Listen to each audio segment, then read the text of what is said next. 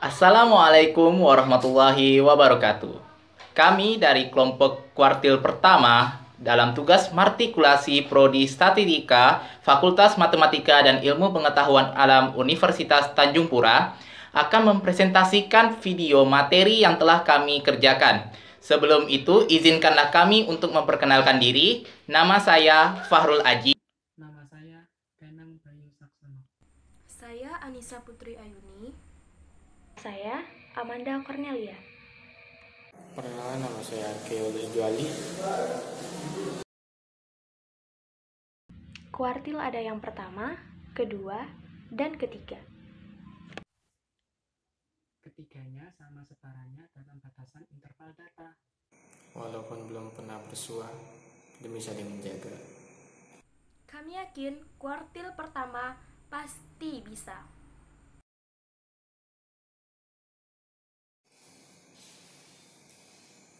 Kenapa saya memilih jurusan statistika? Karena saya suka menghitung dan dalam bidang keilmuan ini memiliki prospek kerja yang sangat luas. Ada dua alasan bagi saya. Yang pertama, karena saya suka menghitung dalam matematika, terutama dalam penerapannya. Yang kedua, karena besarnya peluang lulusan prodi statistik untuk mendapat pekerjaan di zaman modern seperti ini. Apalagi persebaran prodi statistik di universitas-universitas Indonesia yang tidak sebanyak prodi-prodi lainnya. Alasan saya masuk jurusan statistika Untan ini adalah karena selama sekolah saya sangat menyukai pelajaran matematika, apalagi materi yang mengenai statistika. Karena bagi saya, materi yang mengenai statistika itu sangatlah unik dan menyenangkan.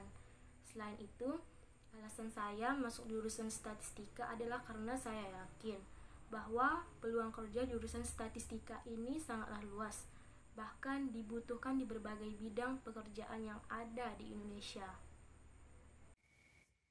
Alasan saya masuk statistika adalah menurut saya statistika itu unik dan saya yakin bahwa jurusan statistika dibutuhkan dalam berbagai bidang dan banyak diterapkan dalam berbagai disiplin ilmu. Alasan saya masuk dalam prodi statistika ini adalah untuk mendapatkan pekerjaan di dalam dunia statistika.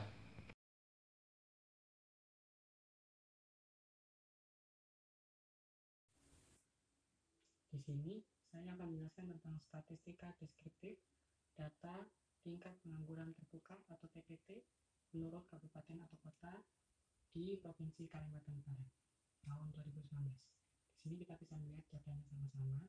Kemudian yang pertama kita cari adalah MEAN. MEAN adalah nilai rata-rata dalam sebuah kelompok data. Nah, MEAN ini bisa dicari dengan cara menjumlahkan seluruh data dan dibagi dengan jumlah data. Dan didapatkan hasilnya 4,16. Yang kedua adalah median. Median adalah nilai tengah dari sebuah data setelah diurutkan dari terkecil hingga terbesar. Nah, median ini setelah diurutkan dari yang terkecil hingga yang terbesar, dapatkan hasilnya 3,39. Yang ketiga adalah modus. Modus yaitu nilai yang paling banyak muncul di sebuah kelompok data. Nah, setelah dibulatkan angkanya, didapatkan modusnya, yaitu hasilnya ada 3. Selanjutnya akan dilanjutkan oleh rekan saya. Selanjutnya, nilai minimum. Nilai minimum adalah nilai terkecil dalam suatu kelompok data.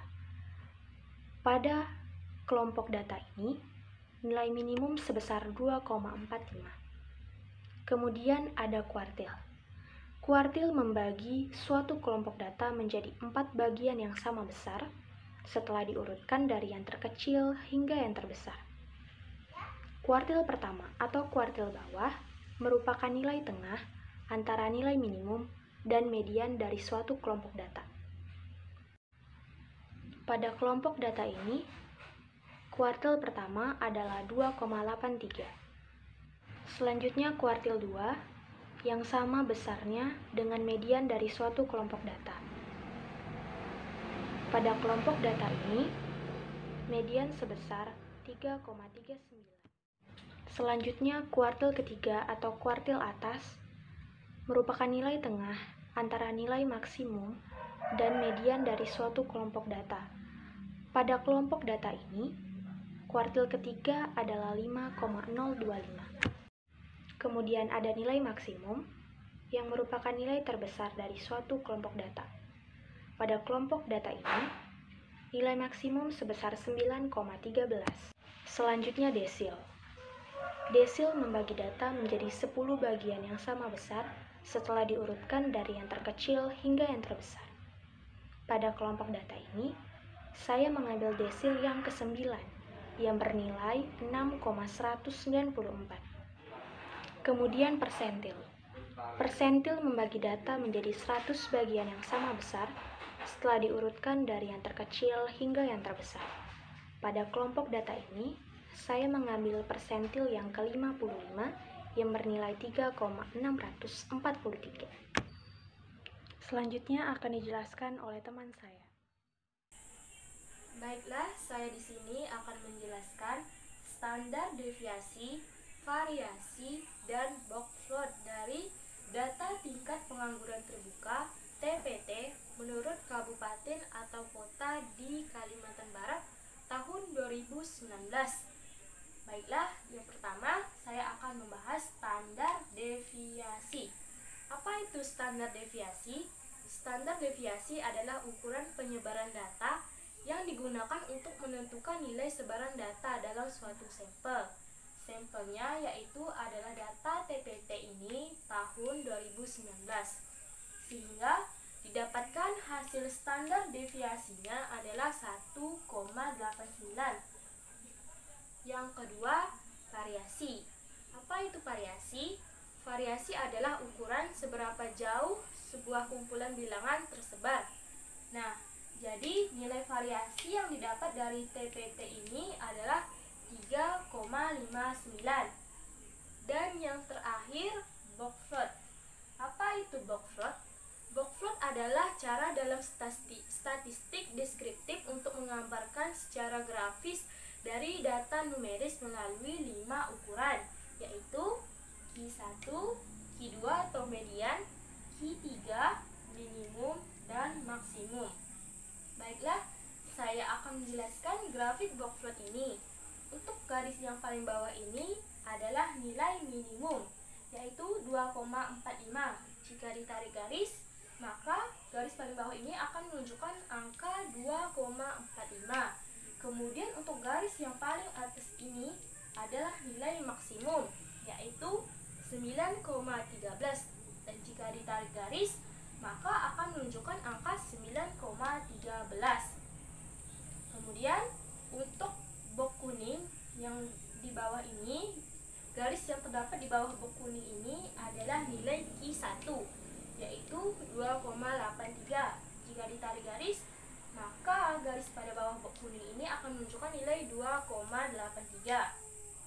Kemudian garis tengah-tengah antara box berwarna kuning dan biru ini adalah nilai median, yaitu 3,39. Dan yang terakhir adalah Q3. Q3 ditunjukkan pada box berwarna biru yang bagian atas ini. Ini adalah nilai dari Q3, yaitu 5,025. Dan jika ditarik garis, maka box biru atas ini akan menunjukkan angka 5,025. Baiklah, sekian penjelasan saya mengenai data tingkat pengangguran terbuka menurut kabupaten atau kota di Kalimantan Barat tahun 2019.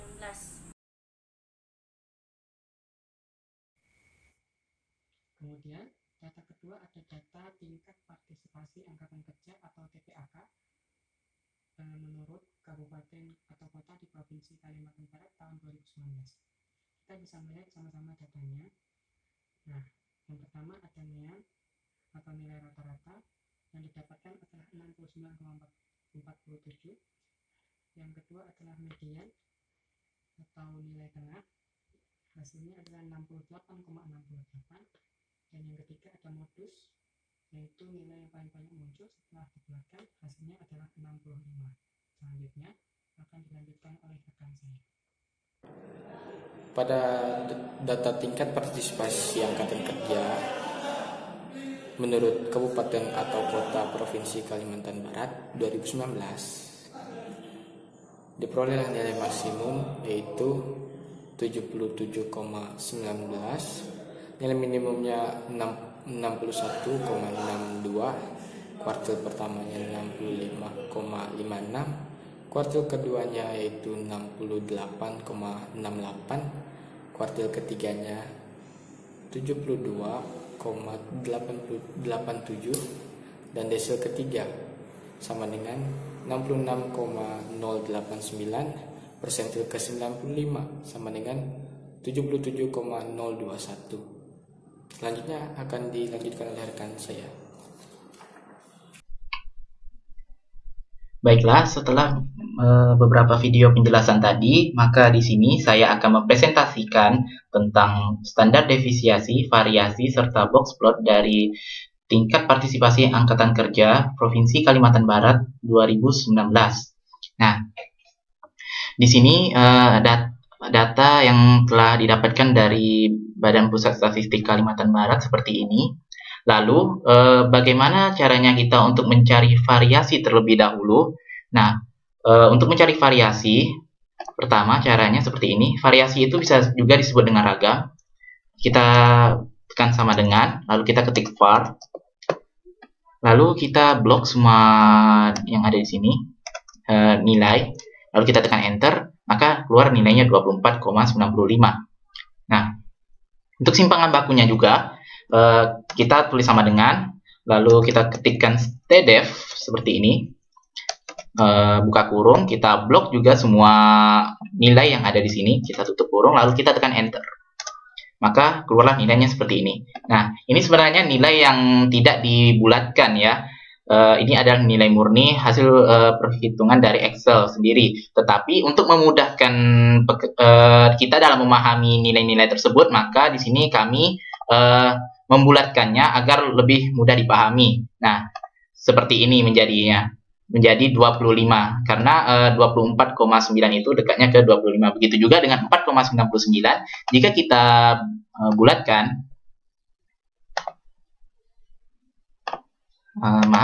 Oke, kita bulatkan seperti ini, maka hasilnya adalah 5. Nah, sama dengan data yang tersaji di sini. Lalu kita akan lanjut ke box plot TPAK tahun 2019. Nah, garis ini menunjukkan nilai Q1 ataupun nilai minimum yang ada di interpretasi ini, yaitu 61,62. Maka ditunjukkannya di sini. Nah, ini kalau ditarik garis, jika ada angkanya di sini, ini menunjukkan ke angka 61,62. Lalu di sini, box plot di sini, yaitu dinilai 65,56, yaitu di kuartil pertama atau Q1. Lalu yang di box warna merah ini yaitu nilai antara Q2 dikurang Q1, yaitu perbedaan nilai kuartil Q2 dikurang Q1 yaitu 3,12. Nah, di sini juga menunjukkan bahwasanya posisi kedudukan kuartil kedua yaitu berada di tepat di area merah ini. Di antara 65 dan 70 ini ada angka 68,68. Nah, disinilah tempat kuartil 2 di dalam box plot. Lalu, blok yang hijau ini adalah Q3 dikurang Q2 dengan nilai 4,19. Yang ini. Nah, di sini juga menunjukkan bahwasannya kuartil ketiga itu berada di area ini. Nah, kenapa bisa seperti itu? Karena kuartil ketiga ini dimulai setelah angka dari kuartil yang kedua, dia berjalannya ke sini. Jadi, angka 72,87 ini ada di daerah yang ini. Nah, lalu untuk nilai maksimumnya 77,19 itu ada di area di sini. Karena setelah 75, 76, 77, maka 77,19 ada tepat di area box plot yang ada di sini. Demikian presentasi yang kelompok kami sampaikan. Kami mohon maaf jika ada kesalahan dan kekurangan dalam video kami. Dan kami mohon dukungannya dengan cara like dan mengkomen video kami. Tetap patuhi protokol kesehatan. Assalamualaikum warahmatullahi wabarakatuh.